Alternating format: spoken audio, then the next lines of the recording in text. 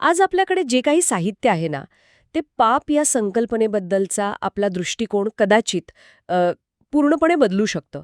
विचार करा की पापाचा शेवटचा टप्पा काय असू शकतो. नियम तोडणं, इतरांना त्रास देणं. पण जर मी म्हणाले की या स्रोतांनुसार पापाची जी तार्किक परिणिती आहे, त्याचा अंतिम टप्पा, तो थेट निर्माणकर्त्याच्या हत्येपर्यंत पोचतो तर? ही कल्पनाच मुळात हादरवून टाकणारी आहे नाही का? आणि आज आपण ज्या स्रोतांवर बोलणार आहोत ते एका विशिष्ट ख्रिस्ती विचारधारेतून आले आहेत. ते या विश्वातील चांगल्या वाईटाच्या संघर्षाला एका मोठ्या म्हणजे एका वैश्विक नाट्याच्या रूपात पाहतात. आणि हे साहित्य केवळ काही घटनांची साखळी नाही सांगत, तर त्यामागे एक जबरदस्त तर्क मांडतं.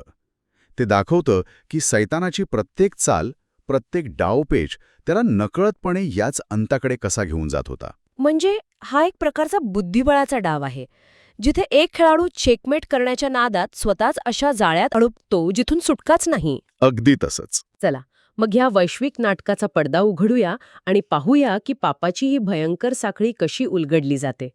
तर मग या नाटकाची सुरुवात कुठून होते? सैतानाच्या कृती आणि देवाच्या आज्ञा यांच्यातील संघर्षापासून, हो की नाही? हो, बरोबर.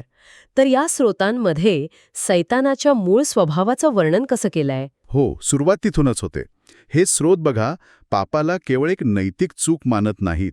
त्यांच्या मते पापाचं मूळ स्वरूप हे हिंसक आणि वर्चस्ववादी आहे. इतरांना चिरडणे, त्यांची संपत्ती चोरणे, खोटं बोलून त्यांना फसवणे आणि प्रसंगी त्यांची हत्या करणे. म्हणजे त्याचा स्वभावच विध्वंसक आहे. हो, त्यासाठी योहान 8:44चा संदर्भ दिला जातो, जिथे सैतानाला सुरुवातीपासूनचा खुनी म्हटले आहे. आणि देवाच्या आज्ञा याच्या अगदी विरुद्ध आहेत. त्या केवळ हे करू नका, ते करू नका अशा नियमांची यादी नाहीयेत. मुळीच नाही. या विचारधारेनुसार देवाच्या आज्ञा म्हणजे दुर्बळांसाठी एक संरक्षण कवच आहेत. एक प्रकारे एक सुरक्षा कवच. सुरक्षा कवच. हो, त्या समाजात एक अशी व्यवस्था निर्माण करतात जिथे शक्तिशाली व्यक्ती दुर्बळांवर अन्याय करू शकत नाही. उदाहरणार्थ, हत्या करू नको ही आज्ञा घ्या, ती केवळ एका व्यक्तीला नाही वाचवत, तर ती संपूर्ण समाजाला अराजकतेपासून वाचवते. अगदी बरोबर. आणि सैतानाचं ध्येय हेच आहे की हे संरक्षण कवच तोडून टाकायचं आणि ज्याची ताकद, त्याची सत्ता हा नियम लागू करायचा. यात एक मुद्दा मला खूपच मनोरंजक वाटतो. या स्रोतांनुसार जेव्हा सैतानाने सुरुवातीला बंड केलं, तेव्हा स्वर्गातील इतर देवदूतांना त्याच्या योजनेची पूर्ण कल्पना नसावी. बरोबर. त्यांना कदाचित वाटलं असेल की देवाच्या नियमांमध्ये काहीतरी त्रुटी आहेत आणि सैतान एक उत्तम व्यवस्था आणू शकतो. सुरुवातीला कदाचित संभ्रम असेल. पण मग त्यांना सत्य कळलं. हो, जसजसा काळ लोटला तसतसा पापाचा परिणाम दिसू लागला. देवाच्या आज्ञा नसलेल्या ठिकाणी काय गोंधळ, काय विध्वंस होऊ शकतो हे त्या देवदूतांनी पाहिलं. त्यामुळे हा संघर्ष आता केवळ 2 व्यक्तींमधला नाही राहिला, तर 2 प्रणालींमधला झाला. एकीकडे प्रेमावर आधारित सुव्यवस्था आणि दुसरीकडे केवळ सत्तेवर आधारित अराजकता. आणि सैतानाच्या कृतींमुळेच पापाचा खरा, क्रूर चेहरा सगळ्यांसमोर आला. अगदी.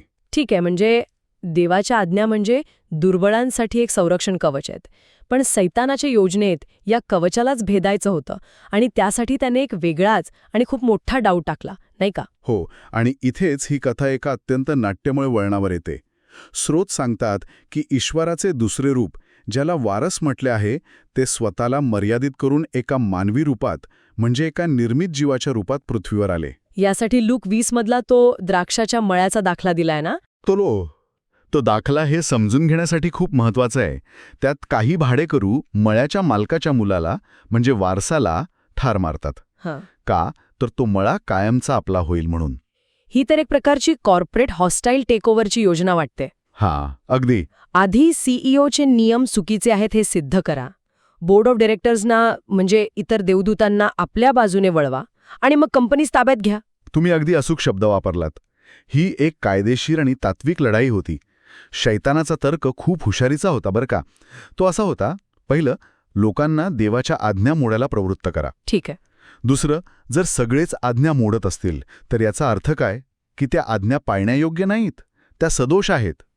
आणि तिसरं, जर नियमच सदोष असतील तर तो नियम बनवणारा म्हणजे देव, तो सुद्धा सदोष आहे. आणि मग चौथा मुद्दा, चौथा मुद्दा असा की एक सदोष देव विश्वावर राज्य करण्यास अपात्र ठरतो आणि त्याची जागा घेण्यासाठी सैतानासारखा उत्तम पर्याय उपलब्ध आहे.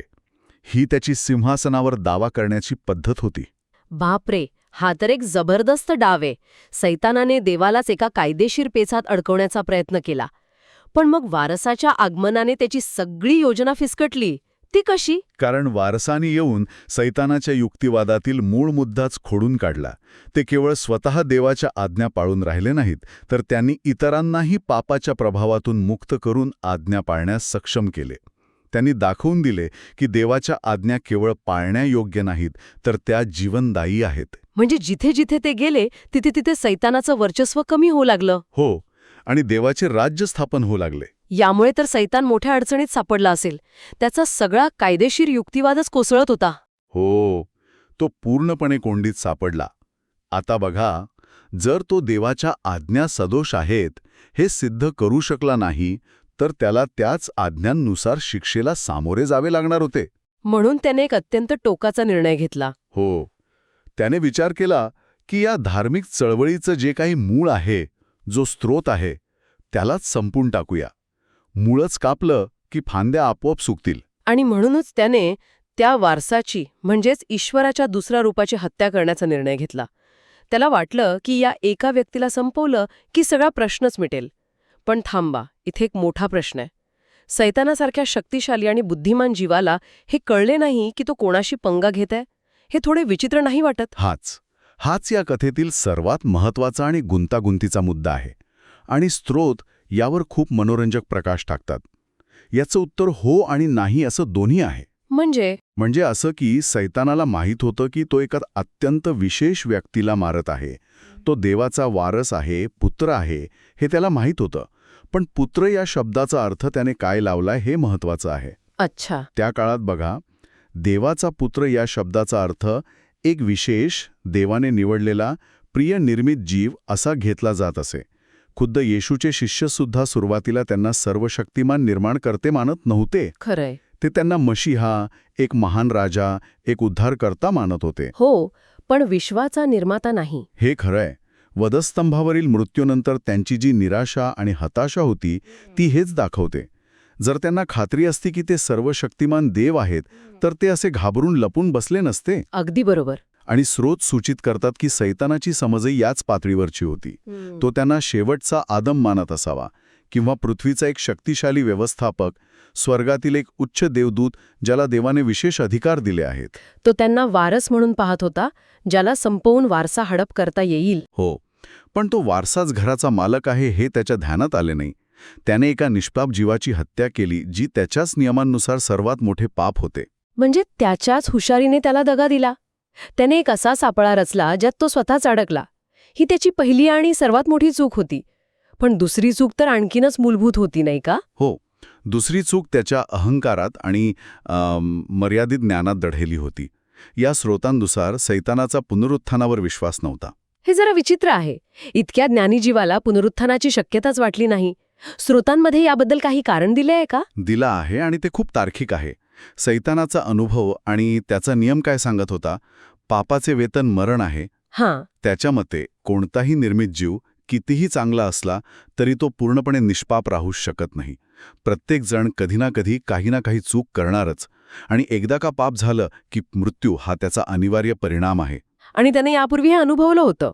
हो, त्याने यापूर्वी अनेक संदेष्ट्यांना, देवाच्या माणसांना मारले होते, आणि त्यातला कोणीही परत आला नव्हता. त्यामुळे त्याला खात्री होती की यावेळीही तसंच होईल.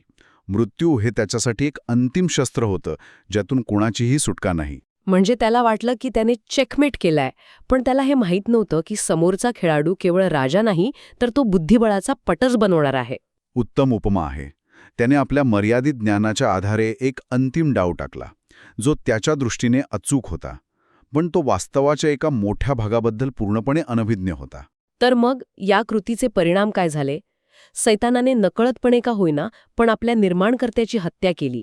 या घटनेने त्या वैश्विक नाट्याचा शेवटचा अंक सुरू झाला. काय घडलं पुढे? याचे परिणाम बघा 3 स्तरावर झाले. पहिला आणि सर्वात महत्त्वाचा परिणाम इतर देवदूतांवर झाला. त्यांच्यासाठी हे एक मोठं प्रकटीकरण असेल. हो, त्यांच्यासाठी हे पापाच्या स्वरूपाचे अंतिम प्रकटीकरण होते. त्यांनी पापाचा शेवटचा सर्वात कुरूप आणि भयंकर टप्पा पाहिला, जिथे निर्मित जीव कृतज्ञता विसरून आपल्या निर्माणकर्त्यावरच हात उचलतो. सुरुवातीला सैतानाच्या युक्तिवादाबद्दल ज्यांच्या मनात थोडाफार संभ्रम असेल, तो आता पूर्णपणे दूर झाला. सैतान शिक्षेस पात्र का आहे यावर शिक्कामोर्तब झाले. त्याचा खटला तिथेच संपला. म्हणजे वैश्विक न्यायालयात तो दोषी सिद्ध झाला. आणि दुसरा परिणाम खुद्द ईश्वराच्या दुसऱ्या रूपावर काय झाला? इथेच सैतानाचं गणित पूर्णपणे चुकलं.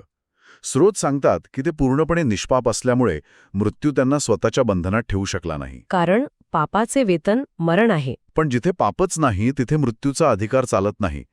त्यामुळे त्यांचे पुनरुत्थान झाले आणि या पुनरुत्थानानंतर त्यांना अधिकृतपणे सर्व अधिकार देण्यात आले. गंमत म्हणजे जी शक्ती म्हणजे मृत्यू सैतानाने त्यांना संपवण्यासाठी वापरली, त्याच मृत्यूवर नियंत्रण मिळवण्याचं सामर्थ्य आता त्यांच्या हातात आले. ही तर एक मोठी चुलथापालट झाली. म्हणजे मृत्यूलाच हरवल्यामुळे मृत्यूवरच नियंत्रण मिळालंय. अगदी. आणि फक्त मृत्यूवर नाही, तर त्या संपूर्ण वैश्विक कायदेशीर प्रणालीवर सुद्धा, जिथे पाप आणि शिक्षा यांचा संबंध आहे. सैतानाने ज्या कोर्टात देवाला खेचायचा प्रयत्न केला, त्याच कोर्टात तो स्वतःच दोषी ठरला आणि न्यायाधीश म्हणून आता तेच बसले ज्यांना त्याने आरोपी बनवण्याचा प्रयत्न केला होता. त्याची योजना अक्षरशः त्याच्यावरच उलटली. हो. आणि तिसरा परिणाम, मानवासाठी याचा काय अर्थ होता? इथे देवाच्या योजनेचं सौंदर्य दिसतं. स्रोतांचा निष्कर्ष असा आहे की देवाने सैतानाच्या या सर्वात मोठ्या दुष्ट आणि हिंसक कृतीचा उपयोग पूर्णपणे वेगळ्या कारणासाठी केला. त्या निष्पाप मृत्यूचा उपयोग पश्चाताप करणाऱ्या मानवांच्या पापांची किंमत चुकवण्यासाठी एक यज्ञ म्हणून केला गेला. म्हणजे सैतानाने जे विनाशासाठी केलं, देवाने त्याचाच उपयोग तारणासाठी केला. बरोबर. त्याच्या सर्वात मोठ्या हल्ल्यालाच देवाने आपल्या विजयाचं साधन बनवलं. शोध घेतला, जिथे पाप म्हणजे केवळ काही नियम मोडणं नाही, तर ती एक अशी उतरंड आहे जी थेट निर्माणकर्त्याच्या हत्येपर्यंत घेऊन जाते. आपण पाहिलं की सैतानाने देवाचे नियम खोटे ठरवून त्याचं सिंहासन हडप करण्याचा एक बुद्धिबळातल्या डावासारखा कट रचला, पण त्याचा तोच डाव त्याच्यावरच उलटला. अगदी बरोबर. यातील केंद्रीय कल्पना ही आहे की सर्वात मोठ्या वाईट कृतीतूनच सर्वात मोठ्या तारणाचा पाया रचला गेला.